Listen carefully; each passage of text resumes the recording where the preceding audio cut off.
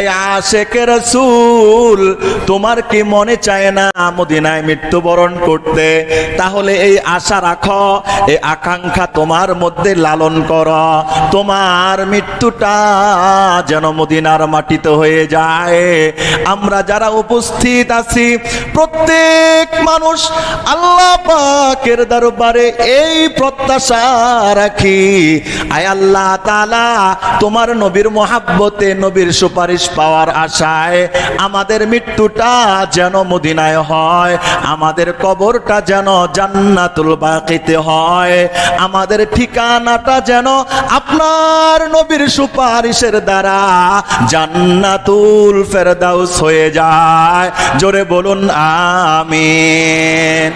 মুহতারাম হাজিরিন, আমি আপনাদের সমীপে পবিত্র কোরআনুল কারীমের 21তম পারার 33 নম্বর সূরা, সূরাতুল আহজাব এর 21 নম্বর আয়াতে কারিমা তেলাওয়াত করেছি। রব্বে কারীম এই আয়াতের নূর বারাকাত আমাদের সবাইকে নসিব করুক, সবাই বলুন আমিন। এই আয়াতের মধ্যে আল্লাহ পাক বলেছেন, লাকাদ কানা লাকুম ফি রাসূলিল্লাহি উসওয়াতুন হাসানা। হে ঈমানদাররা, তোমাদের জন্যে রাসূলুল্লাহ সাল্লাল্লাহু আলাইহি ওয়াসাল্লামের জীবনীতে আছে সর্বোত্তম আদর্শ। কার জন্য? লিমান কানা ইয়ারজুল্লাহা ওয়াল ইয়াউমাল আখির। ওই ব্যক্তিদের জন্যে যারা আল্লাহ পাককে চায় এবং আখিরাতের শান্তি, মুক্তি, জান্নাত চায়। যারা আল্লাহকে চায়, আখিরাতের শান্তি, মুক্তি, জান্নাত চায়, আল্লাহ পাক বললেন এই সমস্ত ব্যক্তিরাই নবীজির পূর্ণ জীবনকে তার দুনিয়ার সামান্য পথ চলার সর্বশ্রেষ্ঠ আদর্শের মাইল ফলক বানায়। সুতরাং এই কথাটা আয়াতের অর্থ থেকে এটাই বোঝা যায়, যারা আল্লাহ এবং রসুলকে চায় না বা আখেরাত চায় না, ওরা দুনিয়ার ভিতরে দুনিয়ার হাজারো নারী পুরুষদেরকে জীবন চলার আদর্শ বানায়। ওরা দুনিয়ার হাজারো নারী পুরুষদেরকে জীবন চলার আদর্শ বানায়, কিন্তু মুহাম্মদুর রাসূলুল্লাহ সাল্লাল্লাহু আলাইহি ওয়াসাল্লামকে এই সংক্ষিপ্ত জীবনের প্রত্যেক সেক্টরের আদর্শ হিসাবে মানে না, মানতে রাজি না। নিশ্চিতভাবে ওই নামদারি মুসলমান মুমিনের ক্ষেত্রে এই কথা বলা যায়, এরা জান্নাত চায় না, এরা আল্লাহকে চায় না, আখিরাতের মুক্তিও চায় না। ঠিক না বেটি? কথা বলেন। হজের মৌসুম, হজের মাস। গত সপ্তাহে আমরা বাইতুল্লাহ শরীফ নিয়ে মুখতাসার কিছু পর্যালোচনা করেছি। আজকের এই সংক্ষিপ্ত সময়ে নবীজি সাল্লাল্লাহু আলাইহি ওয়াসাল্লামের জীবনের এক স্বর্ণালী যুগ কেটেছে যেই মদিনায়, সেই মদিনার ফজিলত এবং শ্রেষ্ঠত্ব নিয়ে আমরা আলোচনা করতে চাই এবং শুনতে চাই। আল্লাহ পাক, আল্লাহ এবং রসুলের ভালোবাসা পৃথিবীর সমস্ত কিছুর চাইতে আমাদের দিলে সবচেয়ে বেশি অর্জন করার তৌফিক দান করুক। সবাই বলুন আমিন। 23 বছরের নবীর নবুয়তি জিন্দেগীর 13টি বছর কাটাতে হয়েছে মক্কায়।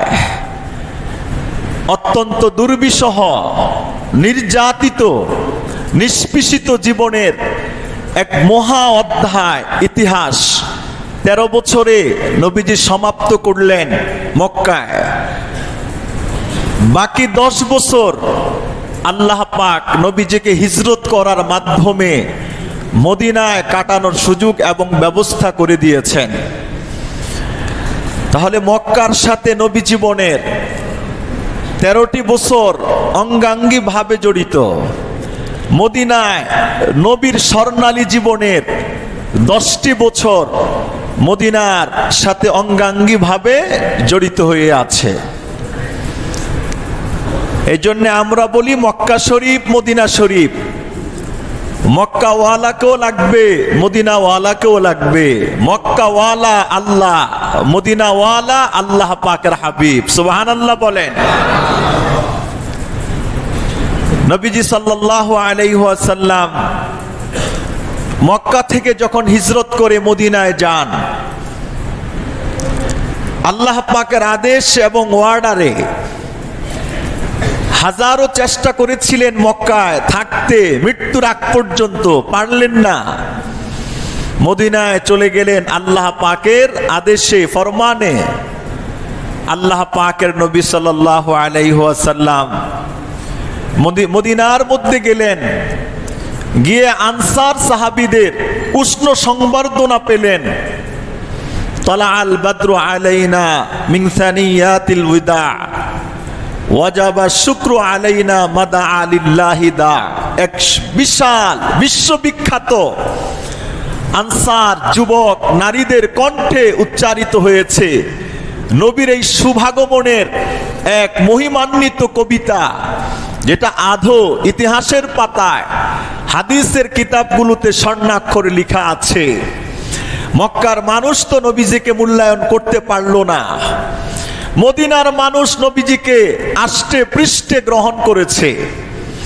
আর এই মদিনা থেকে আল্লাহ পাক ইসলামের পথ চলাটা এমন ভাবে উন্মোচিত করেছেন, আল্লাহ পাকের নবী মদিনা একটা ইসলামী রাষ্ট্র কায়েম করার ব্যবস্থা পেয়েছেন। সুবহানাল্লাহ বলেন।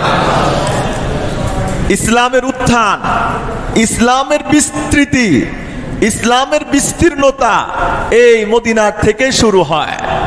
সুতরাং মদিনা এটাও যেমন আমাদের ঈমান, মক্কা এটাও আমাদের ঈমান। মদিনা আমাদের আত্মা, মক্কাটাও আমাদের কি আত্মা এবং রূহ। এজন্য আমরা বলি মক্কা শরীফ এবং মদিনা শরীফ। মদিনা শরীফের একটা বৈশিষ্ট্য হলো মুসলিম শরীফের 1373 নম্বর হাদিসের মধ্যে এসেছে, বিশিষ্ট সাহাবী হযরত আবু হুরায়রা রাদিয়াল্লাহু তাআলা আনহুর বর্ণনা, যে মদিনায় যখন নবীজি গেলেন, মক্কার জন্য তো দোয়া করেছেন হযরত ইব্রাহিম আলাইহিস সালাতু ওয়াস সালাম। সূরা বাকারার 126 নম্বর আয়াতে বলেছেন, وَإِذْ قَالَ إِبْرَاهِيمُ رَبِّ اجْعَلْ هَذَا بَلَدًا آمِنًا وَارْزُقْ أَهْلَهُ مِنَ الثَّمَرَاتِ مَنْ آمَنَ بِاللَّهِ।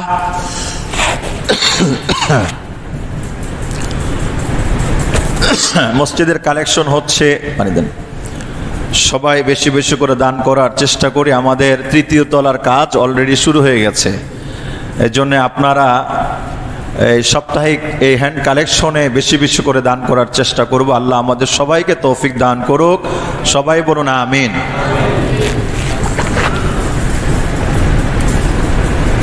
মক্কার জন্য দোয়া করলেন হযরত ইব্রাহিম আলাইহিস সালাতু ওয়াস সালাম, রব্বি জাআল হাদা বালাদান আমিনা ওয়ারযুক আহলাহু মিনাস সামারাত। আয় আল্লাহ, এই মক্কার অনুর্বর জমিনকে আপনি নিয়ামত রাজি ফল ফলাদির দ্বারা ভরপুর করে দেন। আল্লাহ পাক ইব্রাহিম আলাইহিস সালাতু ওয়াস সালামের দোয়া কবুল করলেন।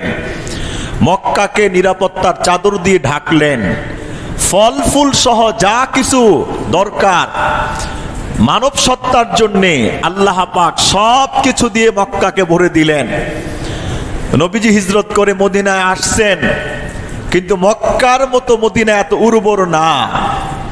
নবীজি সাল্লাল্লাহু আলাইহি ওয়াসাল্লাম যখন দাওয়াতের কাজ করা ইত্যাদি শুরু করলেন, যে হাদিসের রেফারেন্স দিলাম সেটার মধ্যে এসেছে, কানান নাস ইদা রাআউ আস-সামার, যখন মানুষরা তাদের ফসলি জমির ভিতরে কোনো ফল ইত্যাদি করত, এটার কিছুটা উৎপন্ন হতো, যাও বিহি ইলান নবী সাল্লাল্লাহু আলাইহি ওয়াসাল্লাম, নবী করিম সাল্লাল্লাহু আলাইহি ওয়াসাল্লামের কাছে নিয়ে আসতেন বরকতের জন্য। ইয়া রাসূলুল্লাহ, এটা আমার বাগানের ফল, এটার জন্য আপনি দোয়া করেন। এটা আমার ক্ষেতের ফসল, এটার জন্য আপনি দোয়া করেন। যাই প্রথমে জমিন এবং গাছ থেকে উৎপন্ন হতো নবী করিমের দরবারে নিয়ে আসতেন। জাউ বিহি ইলান নবী সাল্লাল্লাহু আলাইহি ওয়াসাল্লাম ফাআখাযাহু নবী সাল্লাল্লাহু আলাইহি ওয়াসাল্লাম। নবী করিম সাল্লাল্লাহু আলাইহি ওয়াসাল্লাম ওটা ধরতেন, গ্রহণ করতেন। ফাকালা আল্লাহুম্মা বারিক লানা, আল্লাহুম্মা বারিক লানা ফি সামারিনা, আল্লাহুম্মা বারিক লানা ফি মদিনাতিনা। আয় আল্লাহ তাআলা, আপনি মদিনার ফলের মধ্যে বরকতের খাজানা উন্মুক্ত করে দেন। আল্লাহুম্মা বারিক লানা ফি মদিনাতিনা, আয় আল্লাহ তাআলা মদিনার মধ্যেও আপনি বরকত দিয়ে দেন। আল্লাহুম্মা বারিক লানা ফি মুদ্দিনা ওয়া সাইনা, আয় আল্লাহ তাআলা মদিনার মানুষদের ফসল এবং ফলের মধ্যেও ওজনের মধ্যে আপনি বরকত দিয়ে দেন। এরপরে আল্লাহ পাকের নবী বলতেন, আল্লাহুম্মা আয় রব্বুল আলামিন ইন্না ইব্রাহিম আবদুকা ওয়া খলিলুকা ওয়া নবিয়ুকা।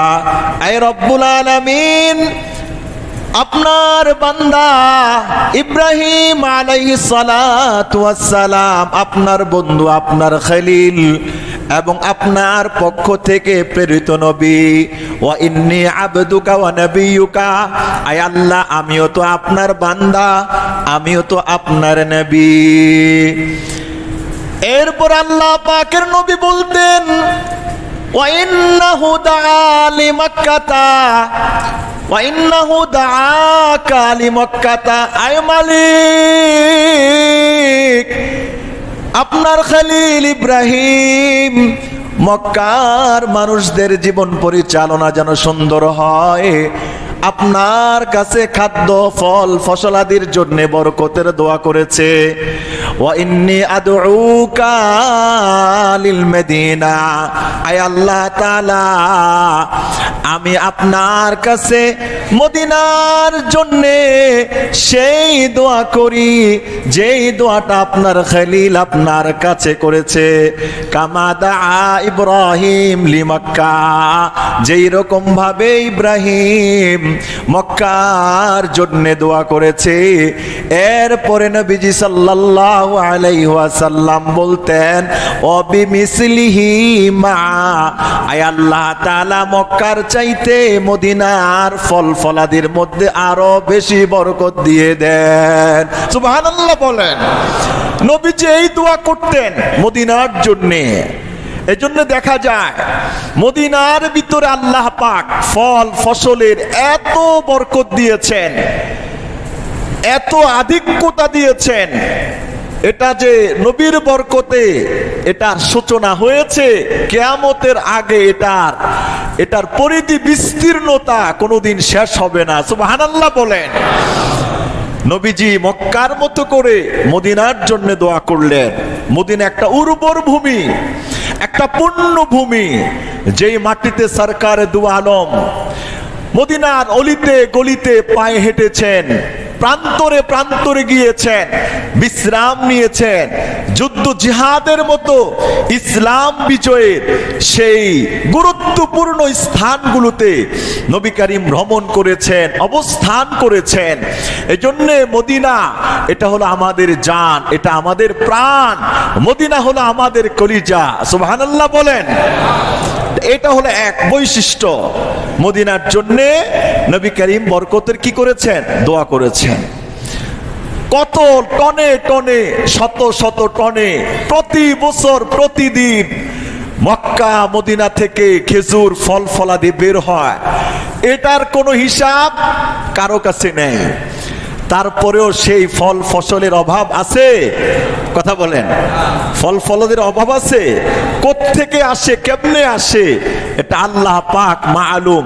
এজন্য পৃথিবীর সবচেয়ে বেশি যে ফলটা মুসলমান ভক্ষণ করে থাকে ওটার নাম হলো বিভিন্ন প্রজাতির বিভিন্ন ধরনের খেজুর। সুবহানাল্লাহ বলেন।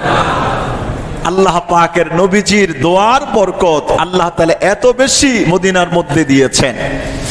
বুখারী শরীফের 1885 নম্বর হাদিসের মধ্যে এসছে, হযরত আনাস রাদিয়াল্লাহু তাআলা আনহুর বর্ণনা, রাসূলুল্লাহ সাল্লাল্লাহু আলাইহি ওয়াসাল্লাম বলেন, আল্লাহুম্মা জাআল দি'ফাই বিল মদিনা, আয় আল্লাহ মদিনার বরকত, মদিনার রহমতকে আপনি দ্বিগুণ করে দিন, কামা জাআলতা বিবাক্কাতা মিনাল বারাকা, যেই রকম আপনি মক্কার ভিতরে বরকত দিয়েছেন, আপনি মদিনার ভিতরে তার চাইতে ডাবল বরকত আপনি নসিব করেন। সুবহানাল্লাহ বলেন।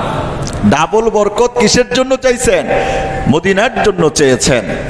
মদিনা শরীফের আরেকটা বৈশিষ্ট্য হলো, বুখারী শরীফের 1881 নম্বর হাদিসের মধ্যে এসছে, হযরত আনাস রাদিয়াল্লাহু তাআলা আনহু বলেন, রাসূলুল্লাহ সাল্লাল্লাহু আলাইহি ওয়াসাল্লাম বলেন, মা মিন বালাদিন ইল্লা সায়াতাউহু দাজ্জাল ইল্লা মক্কা ওয়াল মদিনা, পৃথিবীর এমন কোন শহর নাই যে শহরের মধ্যে দাজ্জাল প্রবেশ করবে না, তবে দুইটা শহর আছে, এই দুইটা শহরের ভিতরে দাজ্জাল প্রবেশ করতে পারবে না।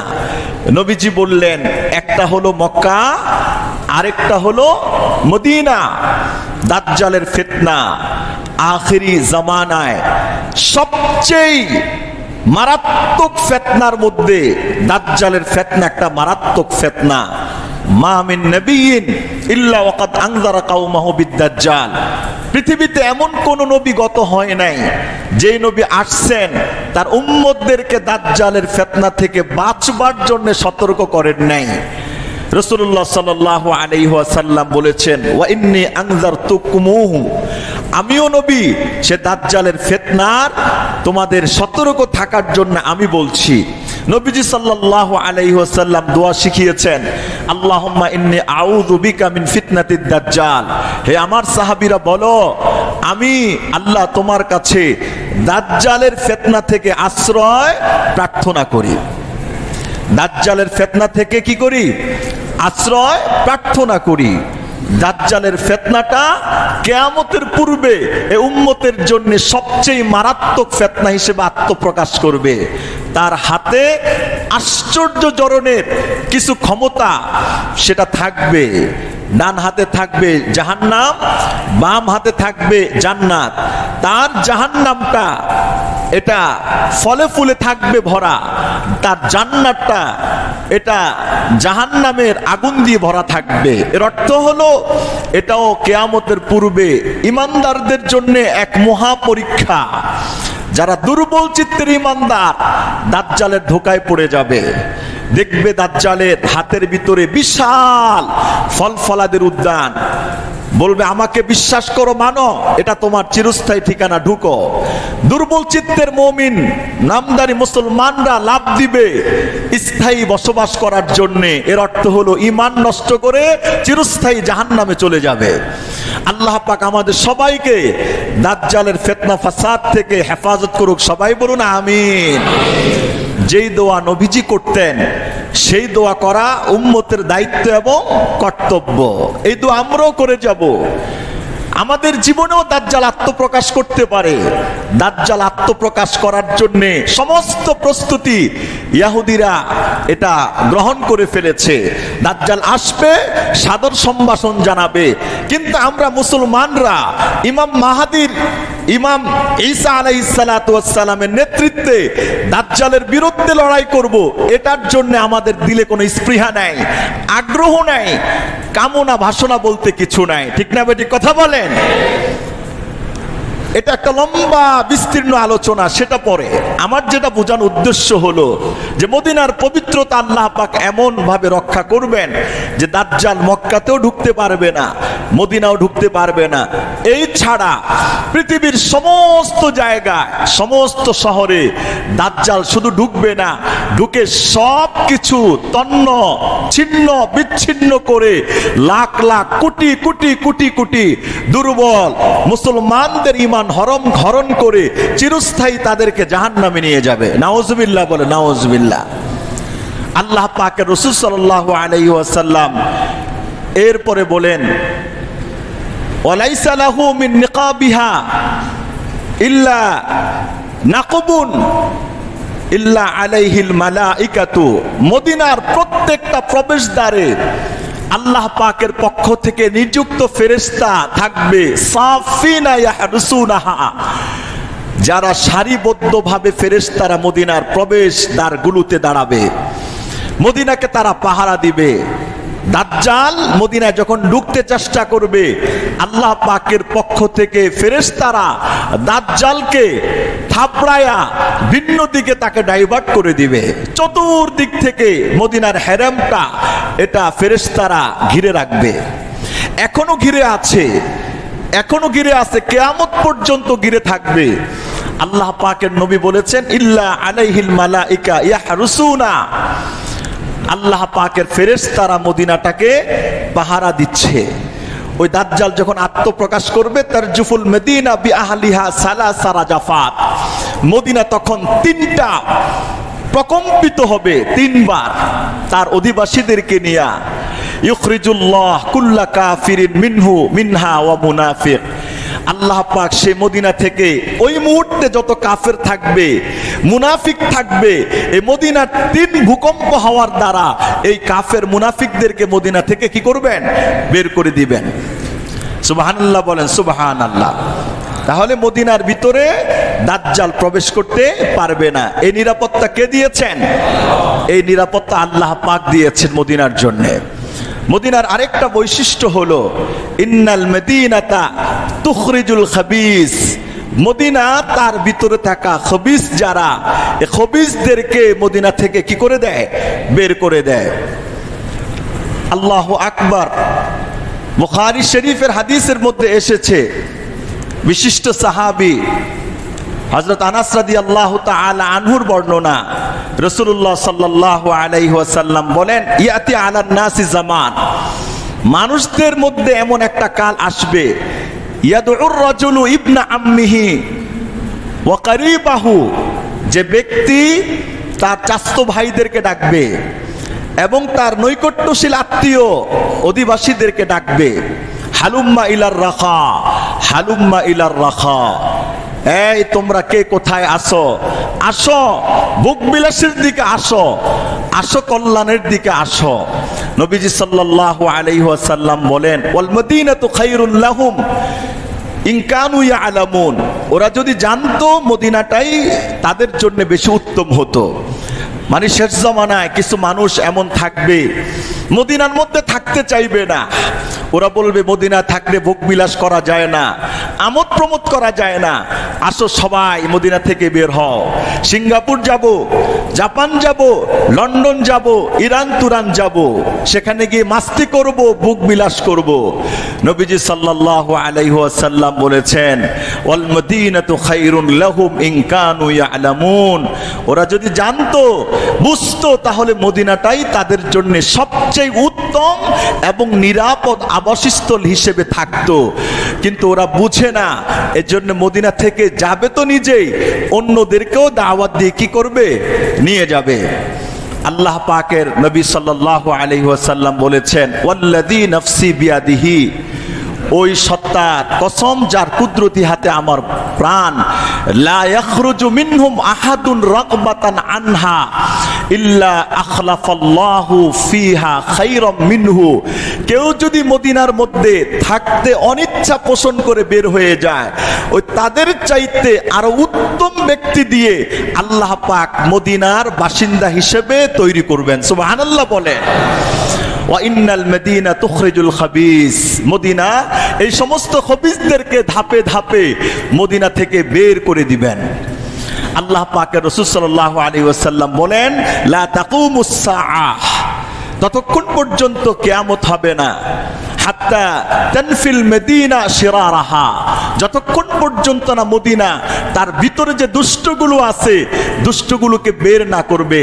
কামা ইয়ানফিল কির খাবাসাল হাদিদ, যেই রকম ভাবে লোহার হাপড় লোহার ময়লা ঝং দূর করে দেয়। সুবহানাল্লাহ বলেন। এটা হলো মদিনার শ্রেষ্ঠত্ব, এটা হলো মদিনার ফজিলত, মদিনার মর্যাদা। নবী করিম সাল্লাল্লাহু আলাইহি ওয়াসাল্লামের জবানে মদিনার এক অনুপম একটা শ্রেষ্ঠত্ব এই হাদিসের মধ্যে আমরা পেয়েছি। নবীজি সাল্লাল্লাহু আলাইহি ওয়াসাল্লাম মুসলিম শরীফের 1379 নম্বর হাদিসের মধ্যে এসেছে, আবু হুরায়রা রাদিয়াল্লাহু তাআলা আনহু বলেন, ক্বালা রাসূলুল্লাহ সাল্লাল্লাহু আলাইহি ওয়াসাল্লাম, আলা নিকাবিল মদিনাতি মালাইকাতুন লা ইয়াদখুলুহা আত-তাউন ওয়াদ-দাজ্জাল, মদিনার প্রত্যেক প্রবেশদ্বারে ফেরেশতা থাকবে, দাজ্জালও প্রবেশ করতে পারবে না, কোনো মহামারীও মদিনায় প্রবেশ করবে না। সুবহানাল্লাহ। তাহলে মদিনায় মহামারী প্রবেশ করবে না, এই গ্যারান্টি দিয়েছেন কে? নবীজি সাল্লাল্লাহু আলাইহি ওয়াসাল্লাম নিজেই। জাআলা নিকাবিল মদিনাতি মালাইকাতুন লা ইয়াদখুলুহা আত-তাউন ওয়ালাদ-দাজ্জাল, সেখানে কোনো প্লেগ প্রবেশ করতে পারবে না, মহামারীও প্রবেশ করবে না, এবং দাজ্জালও সেখানে কি করবে না? প্রবেশ করবে না। কোথায়? কোথায়? মদিনার মধ্যে প্রবেশ করতে পারবে না। তিরমিজি শরীফের 3917 নম্বর হাদিসের মধ্যে এসছে, বিশিষ্ট সাহাবী হযরত আনাস রাদিয়াল্লাহু তাআলা আনহুর বর্ণনা, রাসূলুল্লাহ সাল্লাল্লাহু আলাইহি ওয়াসাল্লাম বলেন, এই যে আমরা মদিনার হাদিসগুলো শুনছি, মদিনার মহাব্বত, মদিনার ভালোবাসা, মদিনার প্রেম প্রত্যেক মুসলমানের দিলে যেন কি হয়? কথা বলেন। প্রত্যেক মুসলমানের দিলে যেন মদিনার প্রেম, মদিনার ভালোবাসা এগুলো কি হয়? জাগ্রত হয়। শুধু তাই নয়, যে হাদিসটা বলছি, হযরত আব্দুল্লাহ ইবনে ওমর রাদিয়াল্লাহু তাআলা আনহু বলেন, তিরমিজি শরীফের 3917 নম্বর হাদিস, আব্দুল্লাহ ইবনে ওমর রাদিয়াল্লাহু তাআলা আনহু বলেন, রাসূলুল্লাহ সাল্লাল্লাহু আলাইহি ওয়াসাল্লাম বলেছেন, মানিস্তাতাআ আন ইয়ামুতা বিল মদিনাতি ফালইয়ামুত, হে আমার উম্মতেরা, তোমাদের মধ্যে কেউ যদি মদিনায় মরতে পারো তাহলে মদিনায় মরো। ফাইন্নী আশফাউ লিমান মাতা বিল মদিনা, নবী করিম বলেছেন, আমি নবী ওই ব্যক্তির জন্য সুপারিশ করব যে আমি নবীর মহাব্বতে মদিনায় মৃত্যুর বরণ করার আকাঙ্ক্ষা করেছে এবং সেখানে তার মৃত্যু হয়েছে। সুবহানাল্লাহ বলেন। মানিস্তাতাআ আন ইয়ামুতা বিল মদিনাতি ফালইয়ামুত ফাইন্নী আশফাউ লিমান মাতা ফিহা, নবী করিম বলেন, সুপারিশ করব আমি ওই ব্যক্তির জন্য যে মদিনায় মৃত্যুর আকাঙ্ক্ষা থাকবে এবং মদিনায় মরবে, কিয়ামতের দিন আমি আল্লাহর দরবারে তার মুক্তি, নাজাত, জান্নাতের জন্য সুপারিশ করব। সুবহানাল্লাহ বলেন। এই হাদিসকে একটা নিজের জীবনে একটা মেসেজ বানাই যে আল্লাহ পাক নবীর হাদিসের মানসাটা আমাদের জীবনের প্রত্যেকের জন্য কবুল করুক। এই হাদিসের বর্ণনাকারীকে আব্দুল্লাহ ইবনে ওমর, হাদিসের বর্ণনাকারী আব্দুল্লাহ ইবনে ওমর। সে আব্দুল্লাহ ইবনে ওমর বুখারী শরীফের 1890 নম্বর হাদিসের মধ্যে এসছে, আব্দুল্লাহ ইবনে ওমর দোয়া করতেন, আল্লাহুম্মা রযুকনি শাহাদাতান ফি সাবিলিক ওয়াজআল মাউতি ফি বালাদি রাসূলিক, আয় আল্লাহ, আপনি আমাকে আপনার রাস্তায় শাহাদাতের মৃত্যু দেন, আপনার নবীর দেশে আমার মৃত্যুটা দিয়ে দিয়েন। কে দোয়া করতেন? আব্দুল্লাহ ইবনে ওমর, যিনি একটু আগে যে হাদিসটা বললাম ওই হাদিস নবীজির থেকে উম্মতের কাছ পর্যন্ত পৌঁছিয়েছেন। কিন্তু আব্দুল্লাহ ইবনে ওমর সব সময় এই দোয়া করতেন, আল্লাহুম্মা রযুকনি শাহাদাতান ফি সাবিলিক ওয়াজআল মাউতি ফি বালাদি রাসূলিক। আয় রব্বুল আলামিন আল্লাহ, আয় মালিক, আপনার নবীর জবান দিয়ে আমি এই কথা শুনেছি, সামিআত উযনায়া, আপনার হাবিব বলেছেন আমার কান শুনেছে, যেই ব্যক্তি নবীর মহাব্বতে মদিনায় মরতে চায় মরে যায়, আল্লাহ পাকের নবী তার জন্য কিয়ামতের দিন সুপারিশ করবেন। এই কথা বলে আব্দুল্লাহ ইবনে ওমর বলতেন, আয় আল্লাহ, আল্লাহুম্মা রযুকনি শাহাদাতান ফি সাবিলিক, আয় রব্বুল আলামিন, আপনার রাস্তায় আমার মরণ দেন এবং আপনার রাস্তায় আমার শাহাদাতের মৃত্যু দেন, তবে আমার শাহাদাতের মৃত্যুটা যেন মদিনার মধ্যে হয়। সুবহানাল্লাহ বলেন। যে আব্দুল্লাহ ইবনে ওমর সারা জীবন আল্লাহ পাকের কাছেই দোয়া করেছেন, সে আব্দুল্লাহ ইবনে ওমর কিন্তু মদিনায় মরতে পারে নাই। তিনি 73 হিজরি সনে হজের মৌসুমে মক্কায় বর্ষার আঘাতে আক্রান্ত হয়ে মক্কার মাটিতেই তিনি ইন্তেকাল করেন। মক্কার মধ্যে আব্দুল্লাহ ইবনে ওমরের সমাধি করা হয়। সুবহানাল্লাহ বলেন। তামান্না এঁকেছিল মদিনায় মরবে, মদিনায় মরতে পারে নাই। আল্লাহ পাকের নবীর হাদিস প্রত্যেক মুমিনের জন্যই মেসেজ। এটা একটা দোয়া, এই দোয়া করবেন, আল্লাহুম্মা রযুকনি শাহাদাতান ফি সাবিলিক ওয়াজআল মাউতানা ফি বালাদি রাসূলিক। এটাও একটা দোয়া, ওয়াজআল মাউতানা ফি বালাদি রাসূলিক। বলেন, আল্লাহুম্মা রযুকনা শাহাদাতান ফি সাবিলিক ওয়াজআল মাউতানা ফি বালাদি রাসূলিক। আয় আল্লাহ তাআলা আমাদের মৃত্যুটা শাহাদাতের মৃত্যু হিসেবে কবুল করেন এবং আপনার নবীর দেশে মদিনার মাটিতে আমাদের মৃত্যুটা নসিব করেন। রওজা থারের পাশে জান্নাতুল বাকিতে যেন আমাদের কবর হয়ে যায়। জোরে বলুন আমিন। এইরকম প্রত্যাশা 1000 বছর ধরে লক্ষ লক্ষ কোটি কোটি মানুষ করেছিল, কিন্তু কারো কবুল হয়েছে, কারো হয় নাই। আর কেউ আছে প্রত্যাশাও ওইরকম ভাবে করে নেয়, হজ করে মদিনায় গেছে, তো মদিনার মাটিতে মদিনার মসজিদে তার মৃত্যু হয়েছে। আর কি সৌভাগ্য, কেউ দরখাস্ত করেও পায় না, কেউ দরখাস্ত ছাড়াও কি হয়, পেয়ে যায়। কিয়ামত পর্যন্ত হাজার হাজার লাখো সাহাবী আল্লাহওয়ালা গাউস কুতুব আবদালদের সাথে আমাদের দেহটা যদি জান্নাতুল বাকিতে হয়, কিয়ামত পর্যন্ত প্রতিদিন হাজার হাজার আল্লাহ প্রেমিক বান্দারা সব জিয়ারতের সাথে সাথে আমাদের কবরটাও কি করে যাবেন, জিয়ারত করে যাবেন। সুবহানাল্লাহ। আচ্ছা, এই সুযোগ যদি বাসতলায় কবর হয়, গাছতলায় হয়, কয়জন যায়, কতদিন যাবে, কারা যাবে, কথা বলেন না কেন? মা বাপের নেককার সন্তান যারা আছে তারা এটার ইহতিমাম করে।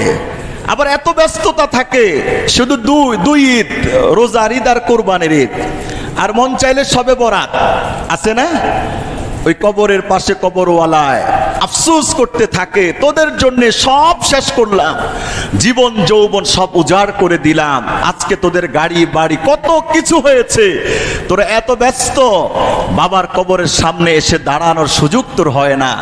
কবরওয়ালাদের ওই আফসোস থাকে, মায়ের কবরের পাশে এসে দাঁড়ানোর সুযোগ হয় না, কবরওয়ালাদেরও কি থাকে, আফসোসটা থাকে।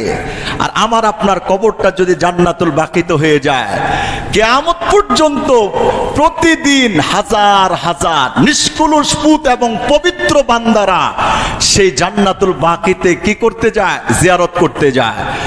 যারা হাজী সাহেব হজ করতে বা উমরা করতে গিয়েছেন, নবীর রওজা আথার জিয়ারত করার পাশাপাশি আপনারা কি জান্নাতুল বাকি জিয়ারত করেন নাই?